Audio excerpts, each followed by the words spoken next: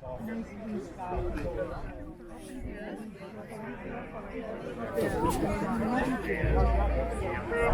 the right, quick march.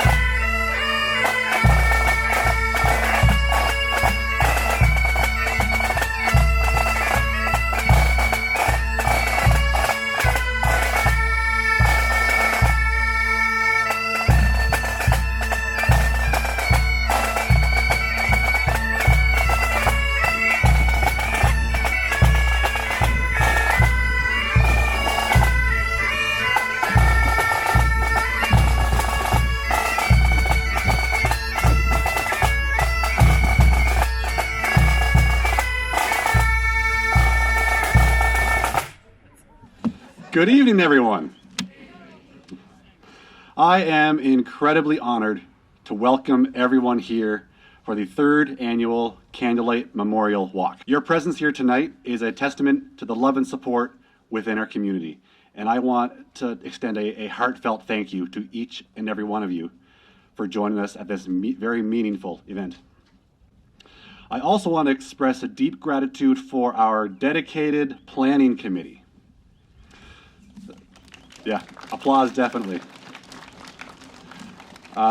Their tireless efforts, volunteer work have made tonight possible.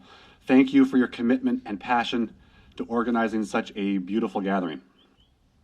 My name is Jay McFarland. I serve as past chair of the board of directors, and on behalf of the board, a big thank you to all of you here today. I normally do thank yous at the end, but I'd like to do them up front tonight because at the end, we're all headed off down the trail. So on behalf of the board, thank you to the municipality of Blue Water, who I see Mayor Paul Klopp is here tonight, and Councillor Hessel. So thank you to the municipality. And of course, the Bayfield River Valley Trail Association that helps to maintain the trail. The Clinton Pipe Band, Mark McLeod. Really adds something special to this evening. The Solace Choir will be on the trail as well, so thank you to Solace Choir. And, and Conrad Kuiper for doing the video audio tonight. Thank you very much, sir. Tim Hortons of Bayfield and Goderich for providing the free hot chocolate this evening. And of course, Kevin Kale for providing the tables. All handmade. Kevin Kale, thank you. And of course, all the volunteers in all your many roles this evening. Also, a huge thank you to our business sponsors who have made tonight possible, and of course, everyone in attendance. If anyone does need the washroom, we do have the facilities to use in the building here. So tonight, we walk together under the soft glow of candlelight to remember and honor those we have loved and lost. This event is not only about remembrance, but also about giving back. And I am delighted to share with you that 100% of the proceeds from this evening will go towards the expansion of Huron Hospice Bender House. The expansion will allow us to increase our capacity from 4 beds to 6 beds and provide more comfort and support for individuals in their final days of life and support their loved ones around them. What makes this expansion truly special is the addition of the roll-out patios for each new bedroom suite. These outdoor spaces will enable residents to feel the fresh air and connect with nature regardless of the weather. It's about providing dignity, comfort, and peace during challenging times in a place that feels a lot like home. Following my opening remarks here, we will hear a reflection from our Executive Director, Willie Van Klooster. Willie has been instrumental in our efforts to expand Huron Hospice Bender House, and he has a real special talent for telling stories and reflections that make a memorable impact. Following Willie's reflection, we'll proceed with a very special part of our evening, reading the names. This is a moment where we honor and remember those dear to us. These names are symbolized by a lit candle along our trail, and it's a very touching tribute. After reading the names, we'll be graced with a moving rendition of Amazing Grace from our Clinton Legion Pipe Band. Their performance will set the tone as we prepare to embark on our candlelit walk. Once the pipers have played, they will lead us into the forest, down the trail, where you will encounter another surprise, the Solace Choir. Nestled in the forest, somewhere along the path, the Solace Choir will serenade us with their voices, offering comfort and tranquility as we walk through the woods. This evening is about coming together, remembering, and finding solace in the embrace of community. I invite you to take in the moment. Cherish the memories that we create together tonight. And remember that you are not alone in your journey of grief. Thank you all once again for being here, and thank you for your support towards this important cause. Our community support for Huron Hospice means that Huron Hospice will be there to support our community. Now please join me in welcoming Willie Van Klooster to the mic. A few months ago, I read the autobiography of the great Canadian sprinter Donovan Bailey. Now, when I say his name, I expect that many of you will have an iconic image come to your mind of him crossing the finish line first in the 100 meters in the '96 Olympic Games in Atlanta.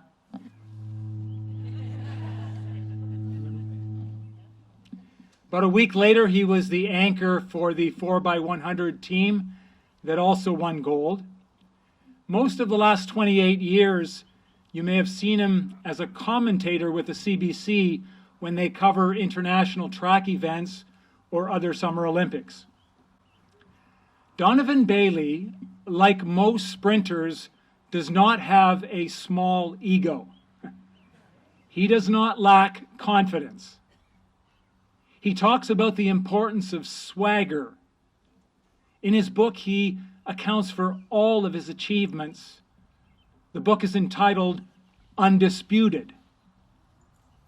And yet, twice in his life, he falls apart and crumbles. The death of his mother and the death of his father. He describes himself as an unabashed mama's boy. And when his mother died, it was a huge loss in his life. And then as he was getting himself on his feet again and he was doing okay, it wasn't long after that that his father died, and again he crumbled. When we experience the death of someone we love, it is hard. It is hard even for Donovan Bailey. There are only two kinds of people who don't experience that. Those who love no one and sociopaths. The rest of us will experience loss and grief and sorrow when we lose somebody who is close to us. My father died 9 years ago. I still miss him. And I'm really glad that sometimes he shows up in my dreams. Now, grief is a real paradox because it's also inextricably bound with joy. We experience grief and sorrow because this person brought us joy. We experience great sadness because they showed us joy. And so the best way that we can honor them is by feeling the sadness and the grief, but also remembering the joy that they brought to us, and then bringing that joy to others in the way that they brought it to us. Do you see what I'm saying? This is really important. This is not just following their example of being good and kind and joyful. This is about us being the persons they helped us to become as people who are good and kind and joyful. And that is why events like this are so important, so that we can stop and reflect on who they were and who we are because of them. We remember and we acknowledge the lives of our family and friends who have died by remembering and holding the sadness and the joy.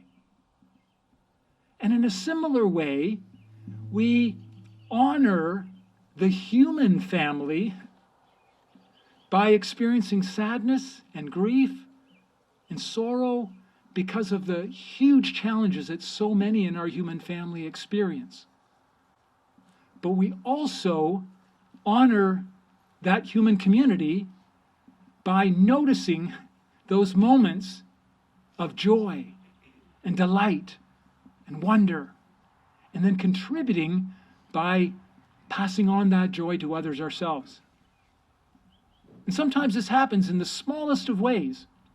Not long ago, I was in a store, and I was going through the checkout, and it was a person I'd never met before. And as she finished checking me through, she said, "Have a good day, love."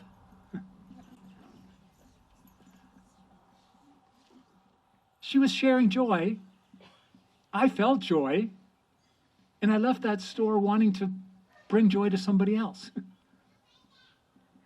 And another reason why we can be really grateful for Roger and Helen and that whole committee who put on this great evening is because it's another time when we can remember yet something else that binds us together as human beings. As I said earlier, there are not a lot of people on the planet that will escape the experience of sadness and grief in the loss of somebody they love. So we're together, we're bound together by this, like so many other things that we have in common. So, in this world, in 2024, what we could use more of is joy and remembering how much we're alike. So, as we now hear the names being read out of those who have died that we're remembering, could we all just pay attention to and be aware of the people around us who are hearing the names of their loved ones and are holding sadness and joy? Could we, as we're hearing these names, be inspired again to remember who they were and who we are because of them, and be committed to sharing joy? And could this just be a time again when we remember how much we're alike, how much we have in common, and that we have these things in common with Donovan Bailey and most of the human race? We really are one. This evening, the candles have been lit in memory of Michael Walker, and Jack Lewis, David Coons, Karen McIntosh, Toby McLeod, Ronald and Teresa Andrews, Al Ishii, Evan Dickens, Fred Ramsey, Julaine Brent, June Robinson, Larry Johnston, Margot and Andy's mom, Margaret Bethune, Ron Parrott, Neil Hamilton, Valerie Piper West, Jack Dunn, Jean Van Eltena, Bill Dowson, Joyce Dowson, Ron Piper, Joanne Ducharme, Michelle Lindsay King Pedsel, Arlene Timmons, Nancy Allen, Maurice Vallée, Bradley Faulkner, Leah Ledgley, Lucy Gilbert Morris, Bud Langley, Evangeline Market, Ron Taylor, John Hazlitt, Betty Lou Boyer, David Lloyd, L. Brown, Betty Hay, Donna McGarth, Bill and Georgia Schaefer, Bud and Leah Kuhl, Ruth Hodgins, Sam Sheldon Ward, Patricia Morgan, Percy Renner, Bill Brand, John Vanderhaar, Barry Dettenbeck, Harold and Joyce Seaman, Ruth and Richard Gillians, Wayne Maxner, Ryan James, Cindy Belouz, Frank and Eva Jamek, Noel Cooper, Mike Langford, Brenda McIntosh, Ken Gordon, Paul Draper, Joyce Woolings, Colleen Edwards, Elaine Craig, Don Scruton, Godfrey Heathcote, Jennifer Armstrong, Lise Armstrong, Muriel Freiberger, George Renning, Mavis Govier, Gerald Montag, Nora Peters, Jim Neal, Irene Kaczynski, Kenneth and Carol Scott, Pat Morgan, Percy Renner, Diane Peck, Corey James, Joan Brody, Bruce Kohler, Jim Robertson, John Markfort, Mary Handley, Alfred Lloyd Thorsley, and Lynn Taylor. And one very special candle has been lit tonight in honor of all the staff and volunteers at Huron Hospice. Thank you.